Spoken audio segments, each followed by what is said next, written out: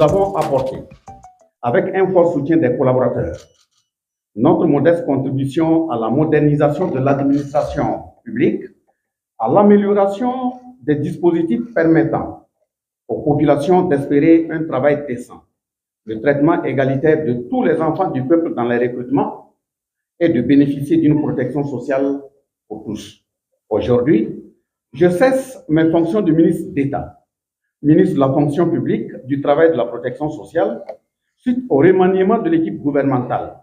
intervenu le samedi 7 décembre 2024. Je voudrais, en cet instant solennel de passation de charge entre M. Mathias Traoré, ministre de la fonction publique, du travail et de la protection sociale, et moi-même,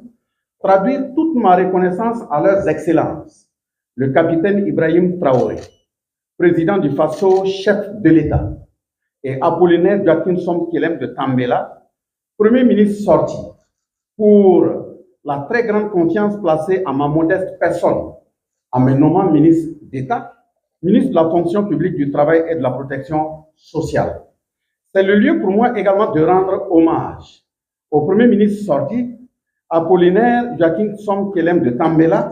pour l'excellente collaboration ainsi que les résultats collectivement engrangés. Je salue la franche collaboration et la solidarité fraternelle vécue avec les collègues des différents gouvernements successifs. C'est l'occasion pour moi de magnifier une fois de plus la confiance qui a été placée par les plus hautes autorités du pays à mon cher frère Rimtalba Jean-Emmanuel Ouédraogo, en le nommant Premier ministre pour piloter le navire gouvernemental. Mon cher frère, je te rassure de ma pleine disponibilité en tant que VDP national à répondre présent à vos côtés 24 heures sur 24 et en toutes circonstances pour toute mission sur laquelle vous jugerez ma modeste contribution nécessaire. Et sur le même élan, j'invite l'ensemble de mes frères et sœurs burkinabés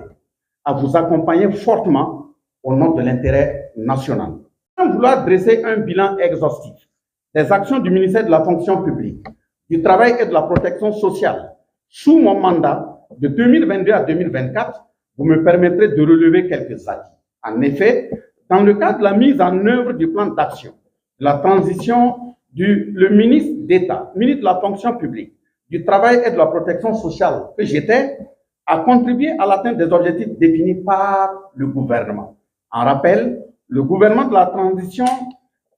comme c'est appelé, a adopté une charte et un agenda devant servir de référentiel des actions publiques pour la période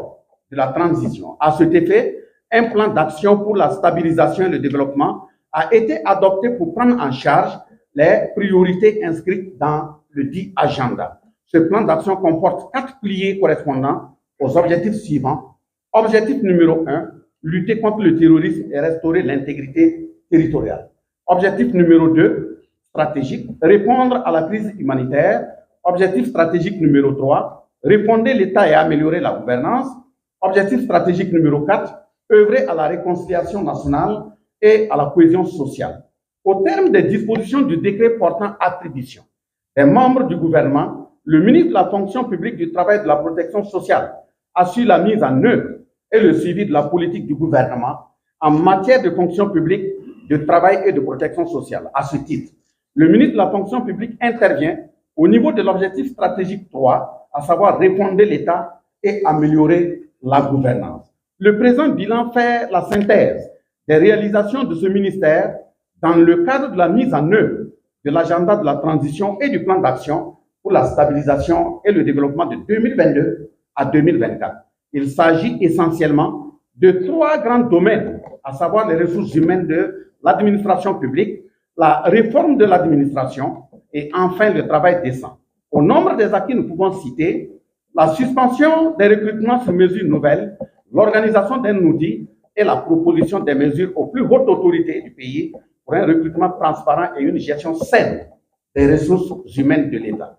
L'adoption de 10 textes d'application de la loi numéro 081 du 24 novembre 2015 portant statut général de la fonction publique d'État, l'évaluation de la mise en œuvre de cette même loi portant statut général de la fonction publique et la gestion de la question des avancements de classe. L'amélioration de l'organisation des concours de la fonction publique, notamment par l'internalisation de la plateforme e-concours, avec 3 composantes que sont l'inscription en ligne, la composition et la correction électronique, ainsi que sa gestion domestique par les techniciens de l'administration publique. La diversification des moyens de paiement, SMS et mobile monnaie, la mise en place d'un système SMS pour enseigner les candidats sur leur programmation et leurs différents résultats au concours, le renforcement du parc informatique des concours avec les nouvelles acquisitions de matériel informatique, ordinateurs, scanners, photocopieurs et imprimantes, la réception en ligne de toutes les candidatures au concours direct et professionnel, la composition en ligne des concours professionnels dont l'effectif n'excède pas 500 candidats, la publication des résultats des concours à bonne date, 50% fin septembre 2022, 56,74% en fin septembre 2023 et 100% en fin septembre 2024. Nous avons l'adoption d'un décret portant modalité de gestion des agents publics de l'État en situation de crise et son texte d'application. La gestion diligente des carrières des agents publics à travers des opérations quasi vides qui ont concerné notamment les agents du MENAPLN, plus de 30 000 agents avancés, plus de 27 000 agents réclassés. La signature dans les délais des actes des agents publics, l'adoption du manuel de procédure sur la gestion des actes de carrière, l'élaboration du rapport annuel 2021-2022 sur le fonctionnement des conseils de discipline des institutions et départements ministériels, l'adoption de la loi portant renforcement de la neutralité politique et la méritocratie dans l'administration, la sensibilisation de 806 personnes, dont 243 femmes sur la loi 02 du 16 mars 2023, portant renforcement de la neutralité politique et de la méritocratie dans l'administration publique, l'élaboration du décret portant conditions et modalités de nomination aux fonctions techniques, le développement de nouveaux e-services, à savoir les J-Burkina, une plateforme de diffusion des textes législatifs et réglementaires du Burkina Faso, gestion des nominations en conseil de ministres, SIGA, un système intégré de gestion de congés et autorisation d'absence, la plateforme de déclaration d'information sur les établissements, un e-service pour les détachements, un e-service pour les mises en situation de disponibilité, etc., etc. Nous avons le déploiement de 4 e-services, systèmes en ligne d'évaluation, la performance de l'administration publique que sont le e-notation, alias 2, la demande en ligne des actes de carrière. Nous avons l'adoption du décret portant organisation type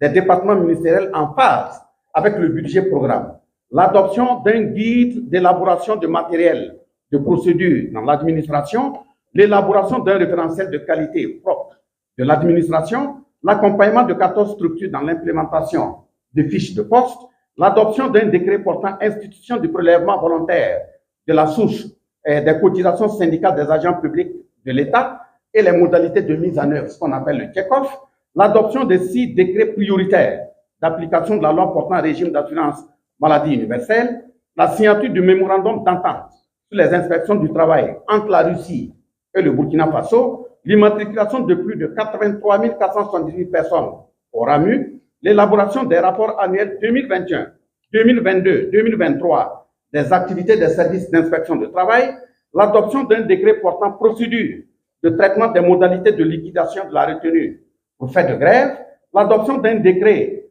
fixant le nombre et les modalités de désignation des agents de l'État bénéficiaires de la mise à disposition auprès des organisations syndicales, qu'on appelle les permanents syndicaux, l'adoption d'un décret fixant les salaires minima interprofessionnels garantis, le SMIC, qui passe de 30 684 à 45 000 francs CFA, soit une hausse de 46,65%,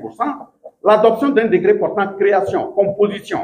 attribution et fonctionnement de la Commission nationale des salaires minimum interprofessionnel garanti, l'adoption du décret portant Code du travail, l'adoption de 24 textes d'application des lois 04 portant régime de sécurité sociale applicable aux travailleurs salariés et assimilés et 6 textes d'application de la loi numéro 03 portant régime de sécurité sociale applicable aux agents publics de l'État, l'adoption de la loi portant institution d'une coordination entre la CARFO et la CNSS qui permet de régler la retraite des travailleurs ayant cotisé entre-temps dans les 2 caisses et des périodes différentes. Le contrôle de 138 services de santé au travail, le contrôle de 5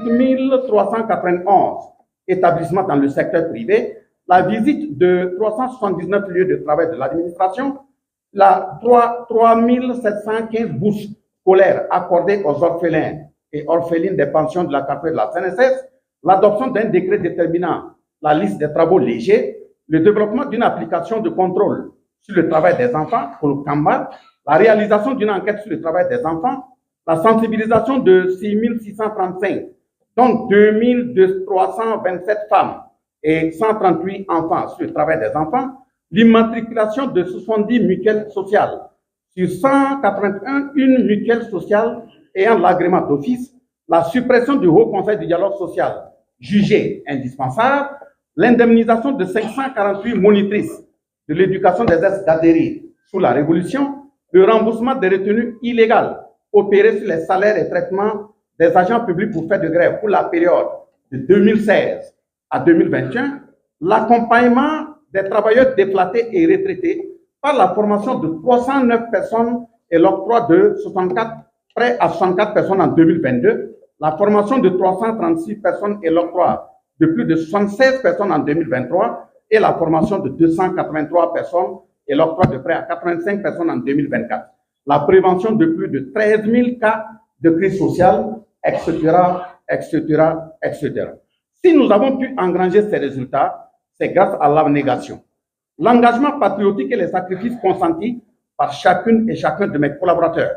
et surtout l'accompagnement constant et la très grande écoute de leurs excellences, le président du FASO et le Premier ministre. Je salue à cet effet vivement le sens social élevé du président du FASO, chef de l'État, qui a permis, malgré le contexte assez difficile, de donner solution à des préoccupations du corps social dont certains datent de depuis 1960. Et par exemple, c'est le départ des forces étrangères de notre pays 64 années donc après.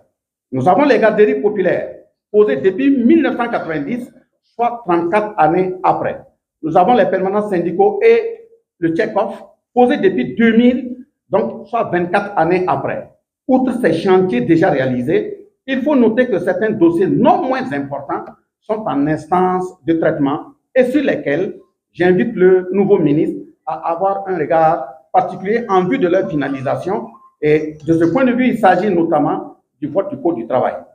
de la finalisation du dossier sur la gestion des carrières des travailleurs de la santé en lien avec la GST, de la finalisation du rapport sur les travaux concernant les indemnités des travailleurs, surtout ceux qui sont dans des zones difficiles, de la gestion du dossier sur la prise en compte des indemnités dans le calcul des pensions des travailleurs publics, de la finalisation du dossier des travailleurs déflatés, de la poursuite de l'élaboration de la convention sur la migration de la main-d'œuvre entre la Russie et le Burkina Faso d'une part, entre l'Azerbaïdjan et le Burkina Faso d'autre part, sans oublier celle avec le Qatar, de la finalisation du dossier sur les bénévoles de l'administration publique. Monsieur le ministre, félicitations à vous et que les membres de nos ancêtres vous assistent et vous accompagnent dans votre noble mission. À vous, désormais ex-collaborateurs et collaboratrices, merci pour votre engagement sans faille à mes côtés tout au long de ma mission. Je vous prie d'avoir le même engagement patriotique pour accompagner le ministre Mathias Traoré dans sa mission dans l'intérêt général et pour le bonheur de l'administration publique et des usagers.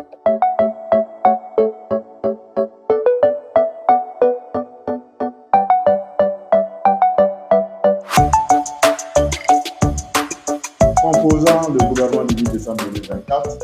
le président du FASO et le Premier ministre ont renouvelé leur confiance en moi en me nommant ministre de la fonction publique, du travail et de la protection sociale. C'est un grand honneur que je reçois avec beaucoup d'humilité, car c'est un ministère qui m'est confié pour renforcer les services publics, pour renforcer aussi les résultats et pour soutenir ceux et celles qui le font vivre au quotidien dans un contexte de crise sécuritaire et humanitaire. Je voudrais humblement leur traduire ma profonde gratitude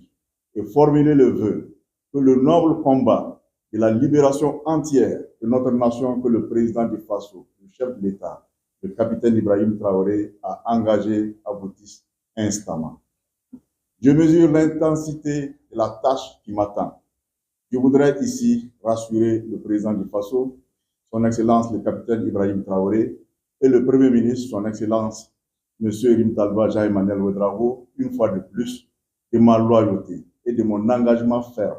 à travailler d'arrache-pied sous leur leadership éclairé pour améliorer le fonctionnement de notre administration publique dans le contexte difficile connu de tous. Comme vous le savez et comme je l'ai rappelé plus haut, la vie de notre nation est aujourd'hui marquée par une crise sécuritaire et humanitaire qui impacte négativement nos administrations publiques, privant quelquefois nos braves populations de leurs droits fondamentaux. Mes prédécesseurs ont initié et mis en œuvre des actions qualitatives et quantitatives en réponse à cette crise et dans la perspective de favoriser le développement économique et social de notre pays. Je voudrais ici publiquement saluer et féliciter mes prédécesseurs pour ces actions. En complément de ces actions, Leur Excellence, Monsieur le Président du FASO et Monsieur le Président et le Premier ministre m'ont confié une mission claire et sans appel, à partir de laquelle je comprends aisément qu'il me faut entreprendre des actions qui visent à mettre tous les agents publics au travail, à les qualifier conséquemment pour leur travail, à garantir la discipline dans les administrations publiques, à promouvoir le dialogue social, et j'en passe. Dans le cadre de l'exécution de cette mission, je sais compter sur mes collaborateurs, les partenaires techniques et financiers, les partenaires sociaux. À tous ces acteurs, je rappelle qu'aucun sacrifice ne sera du tout. Le ministre d'État, ministre de la fonction publique, du travail et de la protection sociale, M. Bassolman Bazier, connu aussi sous le nom de général ou de VDP national. Il fait désormais partie des ministres qui ont singulièrement marqué leur passage à la tête du ministère chargé de la fonction publique, tels que Fidel Toé, Soumalo Ouattara et Seydou Bouda. Impartial et rigoureux, il allie savamment les qualités humaines et les professionnelles.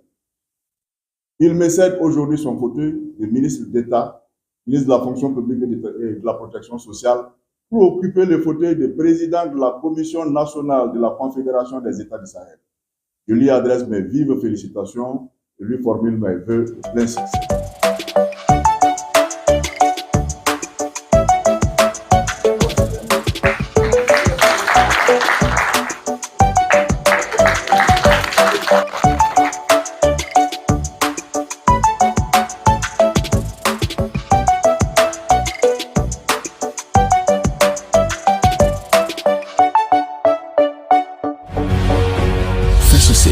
Une autre facette de l'information au Burkina Faso.